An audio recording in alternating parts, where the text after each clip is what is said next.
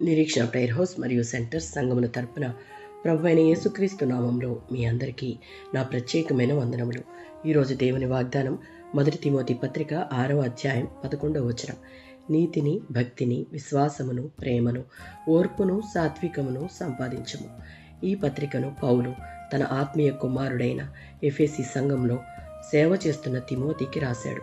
1 Timothy పత్రిక 6వ అధ్యాయం 5-10 వచనాల ప్రకారం ఆనాటి సంఘంలో తప్పుడు బోధలు, ధనాపేక్షతో కూడిన బోధకులు, భక్తిని లాభంగా మార్చేవారు, ధనాశక్తి వల్ల విశ్వాసులు తప్పుదారి ప్రమాదం పొంచి ఉందనే ఈ వచనంలో తిమోతికి పౌలు స్పష్టమైన ఆజ్ఞ ఇస్తున్నాడు.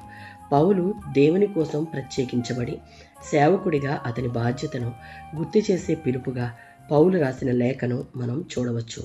2 తిమోతి పత్రిక 2వ అధ్యాయం 22వ వచనంలో యవన కాలంలో ఉండే ఆసక్తులను విడిచి పారిపోము, ధనాశక్తి, తప్పుడు బోధలు, లోకాశక్తి నుండి వేరై పాపంతో రాజీ పడకుండా దూరంగా పోవాలి అని వాక్యం మనలను హెచ్చరిస్తూ ఉంది. కేవలం పాపాన్ని విడిచిపెట్టడం సరిపోదు. దేవుని లక్షణాలను శ్రమతో, శ్రద్ధాశక్తులతో అనుసరించాలి. మత్తయి సువార్త 6వ అధ్యాయం 33వ వచనంలో ఉన్నట్లు నీతి అనగా దేవునికి అనుకూలమైన జీవితం జీవించుటకు ఇష్టపడి క్రమశిక్షణతో కష్టపడాలి. సామెతల గ్రంథం 1వ అధ్యాయం 7వ వచనం. దేవుని భయం కలిగి మన అనుదిన జీవితం భక్తితో జీవించే జీవితాన్ని కలిగి ఉండుటకు ప్రయాసపడాలి. హెబ్రీయులకు రాసిన పత్రిక 11:6లో ఉన్నట్లుగా విశ్వాసులంగా మనలో సంపూర్ణమైన నమ్మకం దేవునిపైనే ఉంచుకోవాలి.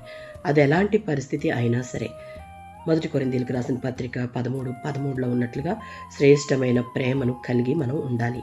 రోమీయులకు రాసిన పత్రిక 5:3-4 వచనాలలో సహనము కలిగి కష్టాలలో నిలబడగలిగేందుకు దేవుని కృపను కోరుకోవాలి. మరియు మత్తయి సువార్త 11వ అధ్యాయం 29వ వచనం. సాత్వికము, వినయము వంటి దేవునికి ఇష్టమైన లక్షణాలను, ఆయన స్వభావములను ఆత్మీయ జీవితానికి అలంకరించుకుంటే ఏ తప్పుడు బోధ, ధనాపేక్ష, లోకంలో ఉన్న ఆకర్షణలు మనలను క్రీస్తు నుండి వేరు చేయలేవు. ఆమేన్.